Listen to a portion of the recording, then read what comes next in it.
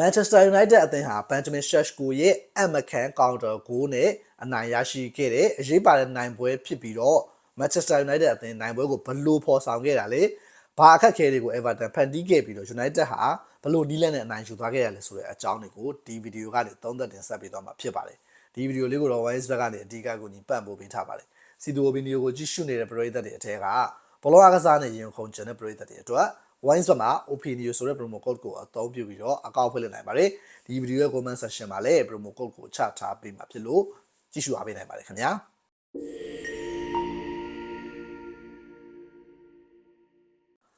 အားလုံးပဲမင်္ဂလာပါစီတူ opinion ကနေကြိုဆိုလိုက်ပါရစေအခုတင်ဆက်ပေးချင်တာကတော့ Everton 0 Manchester United 1တရပြ review ပဲဖြစ်ပါတယ် Manchester United အသင်းအနေနဲ့အရေးပါတဲ့နိုင်ပွဲကိုရယူခဲ့ပြီးတော့ Benjamin Sesko ရဲ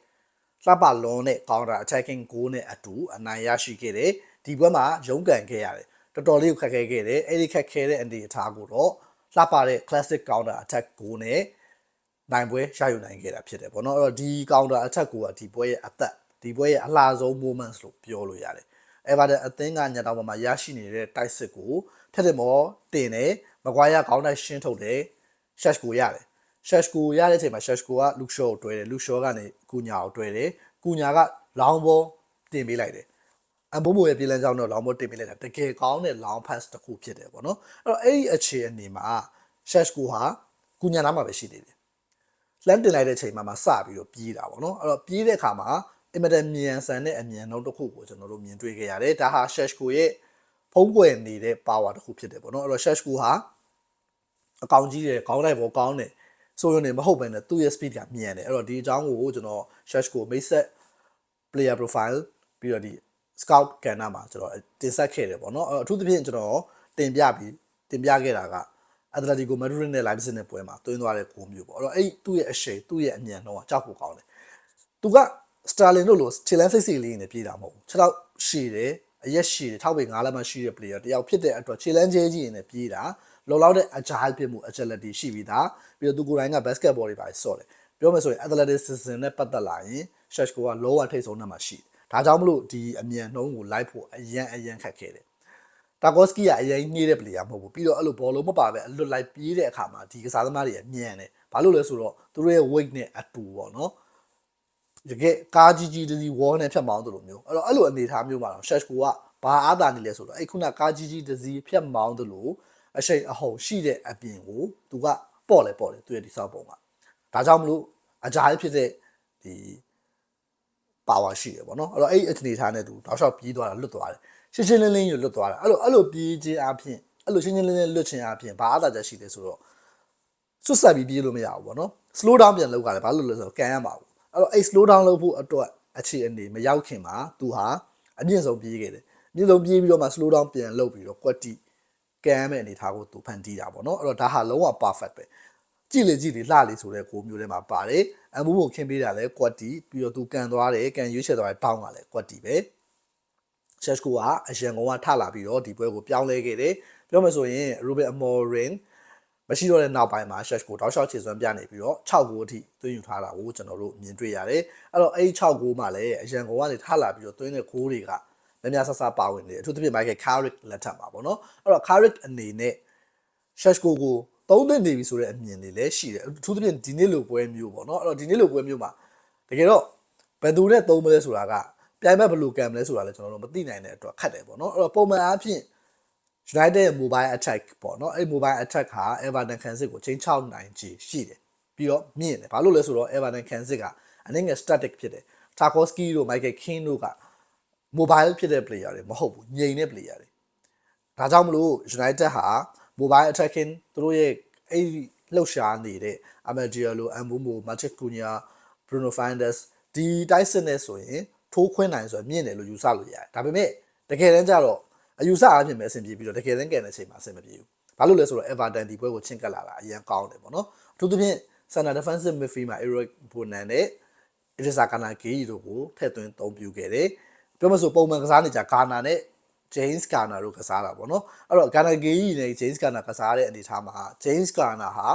talented player တစ်ယောက်ဖြစ်တယ်အဖြတ်သက်ဆိုတဲ့ပုံစံမျိုးသူမကစားဘူးပေါ့နော်သူကတခြားသောအရာတွေပါပေါင်းဆက်ကစားတာဖြစ်တယ် အဲ့တော့သူ့ကိုညာနောက်ခံနေရပို့ထားတယ်အဲ့တော့ Eric Bunan နဲ့ Eliza Kanagei ကပို့ပြီးတော့ explosive ဖြစ်နေ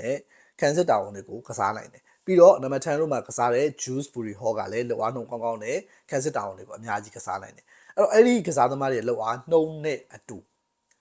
ခံစစ်မှာဘယ်နောက်ခံတဲ့ຢာကိုပုံမှန်ကစားနေကြမီကိုလန်ကိုဒါမသုံးဘဲနဲ့ Bradwaite ကိုသုံးခဲ့တယ်ပေါ့နော်အဲ့တော့ပုံမှန်ကညာတောင်မှန်ဘက်မှာ center back ရှိတယ်ပေါ့လေ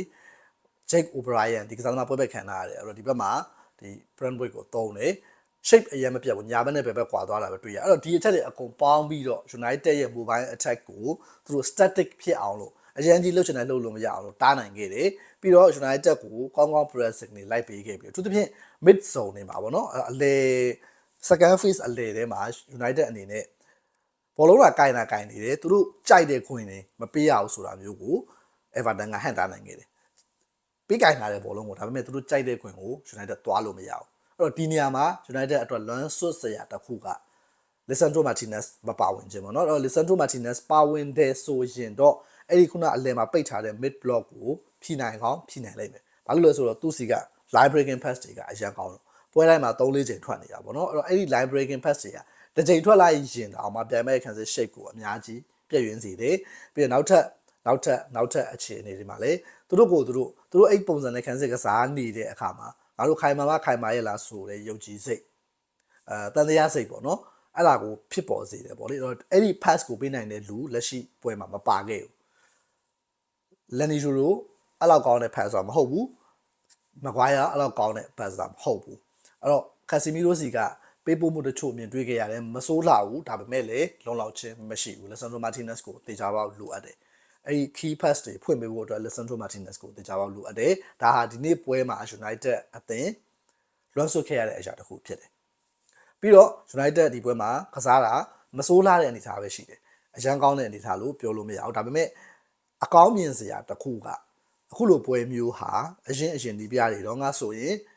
နိုင်ပွဲရချင်မှရမှာရှုံးသွားနိုင်တယ်လို့ပြောလို့ရတယ်ဘာလို့လဲဆိုတော့ PR တွေကိုကင်တွယ်ခြင်းနဲ့စိတ်ရေးလက်ရေးရှိခြင်းဆိုတဲ့အရာတွေမှာပြဿနာတွေရှိတယ်အခု United ဒီပွဲမှာ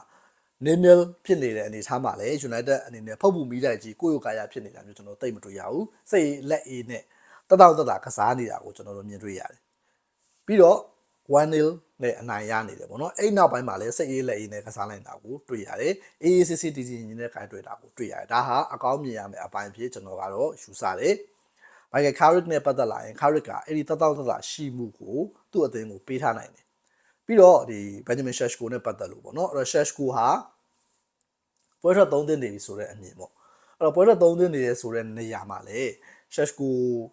တမင်မသုံးတာပေါ့နော်မိုက်ကယ်ကာရစ်ရဲ့ man management လို့ယူဆလို့ရတယ်ဘာလို့လဲဆိုတော့ရှေ့ပွဲမှာသူသွင်းထားတာပဲအဲ့လိုသွင်းထားပြီးရင်ဒိန်းဆိုပြီး squad ကောက်ထည့်လိုက်တယ်ပေါ့နော်အဲ့တော့ကျွန်တော်ခုန mobile attack နဲ့ပြောခဲ့တယ်နောက်ထပ်ပုံစံတစ်မျိုးပေါ့ရှက်ရှ်ကိုပါတယ်ဆိုရင်တော့ကောက်ထည့်လိုက်တယ်ဒါပေမဲ့ဒါကကစားကွက်ပိုင်းအရာတော့ maybe Everton ရဲ့တိဆောက်ပုံကိုဖြိုခွဲကောင်းဖြိုခွဲနိုင်တယ်ဒါပေမဲ့ကစားသမားတယောက်စီကို pressure တွေတင်ပေးလိုက်သလိုဖြစ်သွားနိုင်တယ်သူ့ကိုအရင်မျောလင့်ပြီးတော့အဲ့မျောလင့်ချက်တွေကိုထပ်ပိုးခိုင်းသလိုဖြစ်သွားနိုင်တယ်လက်ရှိအနေအထားမှာဘန်ဂျမင်ရှက်ရှ်ကိုကမျောလင့်ချက်တွေကိုထပ်ပိုးထားရခြင်းမရှိဘူးထပ်ပိုးထားရခြင်းမရှိဘဲနဲ့သူအေးလူလူနဲ့ကစားနိုင်တယ်အေးလူလူနဲ့ကစားနေရင်အခုလိုမျိုး match changing moments တွေကိုဖန်တီးတဲ့အခါမှာသူ့ရဲ့ယုံကြည်မှုရောသူ့ကိုပရိသတ်တွေရဲ့ယုံကြည်မှုပေါ့ပြီးတော့သူ့ရဲ့ဘလုံးလောကမှာနာမည်တစ်လုံးပေါ့တဖြည်းဖြည်းနဲ့ပြန်ပြီးတော့မြင့်တက်လာအောင်လုပ်နိုင်တယ်ပေါ့နော်အဲ့တော့ဒီအချက်ဟာကစားသမားရဲ့ confidence ကိုတိစောက်ပေးနေခြင်းလို့ကျွန်တော်ကတော့ယူဆမိတယ်ပြောမှဆိုရင်ထည့်သုံးလိုက်လည်းရတာပဲဒါပေမဲ့ထည့်အဲ့လိုသုံးခြင်းနဲ့ဆိုင်ရင်သိမ်းထားပြီးတော့ဖြည်းဖြည်းချင်းနဲ့သူ့ကို power ပိုတိုးလာအောင် confidence ပိုတိုးလာအောင်လုပ်နေခြင်းလို့ယူဆမိတယ်ပြီးတော့အခြားသောတစ်ဖက်မှာလည်း confidence တင်မဟုတ်ဘဲနဲ့စာလောင်မှုပေါ့နော်ပို့ပြီးတော့စာလောင်အောင်ပို့ပြီးတော့တိုက်ပွဲဝင်စိတ်ပြင်းထန်လာအောင်ဒီပြတွေပြုလုပ်လို့ရှိတယ်အဲ့တော့ Carrick ရဲ့အဲ့ဒီ man management လို့ကျွန်တော်ကတော့ဒီအခြေအနေမှာယူဆပါတယ်ပြီးတော့ဒီဘက်မှာဒါလိုစီကမထင်မှတ်ထားတဲ့လှုပ်ရှားမှုတွေမထင်မှတ်ထားတဲ့ထွက်ပြီးတော့တင်တာတွေကိုကျွန်တော်တို့မြင်ရတယ်မစိုးဘူးလို့ပြောလို့ရတယ်ဒါလိုက full back နေရာမှာတော်တော်လေးရှိတယ်ပြတိုက်စစ်ကိုအများကြီးကူညီပေးနိုင်တယ်တခုတော့ရှိတယ်ဘယ်ဘက်မှာပေါ့နော်ဒီနေ့ပွဲဆိုရင်ဒါဘယ်ဘက်ကကူညာနဲ့ Luke Shaw ပြိုင်ဘက်မှာပုံမှန်ကစားနေကြမဟုတ်တဲ့ညာနောက်ခွဲကစားနေမှာဒါပေမဲ့သူတို့သိမ့်မဖောက်နိုင် United အနေနဲ့အဲ့ဒီအချက်ကိုတော့ဒါပို့ပြီးတော့တိုးတက်အောင်လုပ်တင်တယ်လို့ကျွန်တော်ကတော့ထင်တယ်အထူးသဖြင့် Luke Shaw စီကနေoverlapping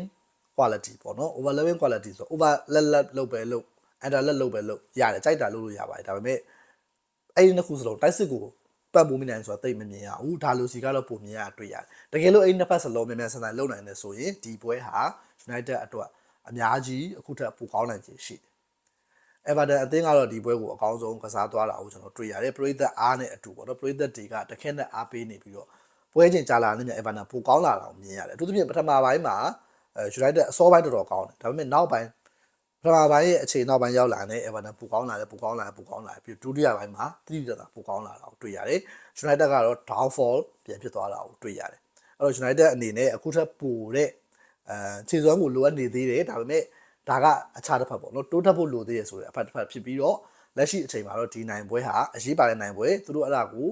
မှန်ကန်သောနည်းလမ်းနဲ့ရယူနိုင်ခဲ့တယ်မှန်ကန်သောလူစားလဲမှုတွေကျွန်တော်တို့မြင်တွေ့ခဲ့ရတယ်ပြီးတော့စိတ်ပိုင်းဆိုင်ရာအထားအတူစိတ်ပိုင်းဆိုင်ရာမှာလည်းစိတ်ရေးလက်ရေးနဲ့ထားရမယ့်စိတ်ကိုသူတို့ထားနိုင်ခဲ့တာကိုတွေ့ရတယ်ပြီးတော့နောက်ထပ်အရေးကြီးတဲ့အချက်ဒီဘက်မှာတောင်းကန်ဘောတွေအများကြီးပေးခဲ့ရတယ်အဲ့တော့အဲ့တောင်းကန်ဘောတွေကိုလည်းမှန်မှန်ကန်ကန်နဲ့တည်ငြိမ်တားဆီးနိုင်ခဲ့တာကိုတွေ့ရတယ်ပြီးတော့သူတို့အသင်းရဲ့ Sunderland ကိုသမားအရန်ကောင်းတယ်ကာရတဲ့ဘောလုံးတွေကတော့အရန်ခက်တဲ့ကန်ချက်တွေမဟုတ်ဘူးဒါပေမဲ့ခုနတောင်းကန်ဘောတွေပြီးတော့ crossing တွေအဲ့ဒီမှာ tricky ဖြစ်တဲ့အနေအထားတွေအများကြီးရှိတယ်အဲ့ဒီအလုံးတိုင်းကို Sunderland ကအပိုင်ကာကွယ်နိုင်ခဲ့တယ်တစ်ချိန်လေးမှစိုးရင်စရာမရှိခဲ့ဘူးအဲ့တော့ဒါဟာသူ့စီအားသာချက်ဖြစ်ပြီးတော့သူကိုယ်တိုင်ရဲ့ confidence ကိုလည်းပိုတိုးစေမယ်အားလုံးလည်းသိရတဲ့အတိုင်းပဲ Everton ရဲ့ဒီကစားသမားတွေပေါ့နော် Tarkowski, Brandwaite, Michael Keane အရက်ရှည်ပြီးတော့ဂိုးသွင်းများတဲ့ကစားသမား service ကောင်းတဲ့ကစားသမားတွေအော်ဒီအနေထားမှာ Tiano Berry တို့ Pito တို့ထပ်ဝင်လာတယ်အဲ့တော့ဒီအနေထားမှာတကယ်6ပေ4လောက်ရှိတဲ့ကစားသမား9ယောက်အဲ့လိုအနေထားကြီးနဲ့ရေးဆိုင်ခဲ့ရတာဒါပေမဲ့ United အကောင်းဆုံးခုခံနိုင်ခဲ့တာကိုတွေ့ရတယ်။ Lenny Yoro ရောပြီးတော့ Maguire ရောအကောင်းဆုံးဒီအနေထားမှာတုံ့ပြန်နိုင်ခဲ့တယ်။ဒီဟာလည်းအသင်းတော်ကတော်တော်လေးကောင်းတယ်။ Sunderland လည်းအဲ့ဒီအနေထားတွေအကုန်လုံးမှာ commanding ဖြစ်နေပေါ့နော်။သူဒီ boss ကိုသူအစိုးရတယ်ဒီကိုပေါက်ကိုသူအစိုးရတယ်ဆိုတာကိုပြသနိုင်ခဲ့တယ်။အဲ့ဒီအချက်တွေပေါင်းဆက်ပြီးတော့ United ဟာဒီနိုင်ပွဲကိုပေါ်ဆောင်သွားခဲ့တာဖြစ်တယ်။လက်ရှိအချိန်မှာအဆင့်4နေရာမှာသုံးမှဖြတ်ပြီးတော့ဒါ UCL spot အတွက်ပေါ့နော်အကျိတ်နဲ့ဖြစ်နေတယ်အဆင့်3နေရာက Aston Villa နဲ့လည်း3မှတ်ပဲခွာတော့တယ်ပေါ့နော်အဲ့တော့ United C ကနေတော်တော်ကောင်းတဲ့အစွမ်းဆောင်ရည်တွေကိုစက်တိုက်မြင်တွေ့နေရတာဖြစ်တယ် Michael Carrick ဟာသူ့လက်ထက်6ပွဲမှာ9ပွဲအနိုင်ယူခဲ့ပြီးတော့ရနိုင်ခြေရှိတဲ့18မှတ်ထဲကနေ16မှတ်အထိရယူထားခဲ့တာဖြစ်ပါတယ်ကြည့်ရှုအားပေးခဲ့တဲ့အတွက်အားလုံးကိုအထူးပဲကျေးဇူးတင်ပါတယ်နောက်ဗီဒီယိုတွေမှာပြန်လည်ဆုံတွေ့ပါမယ်ခင်ဗျ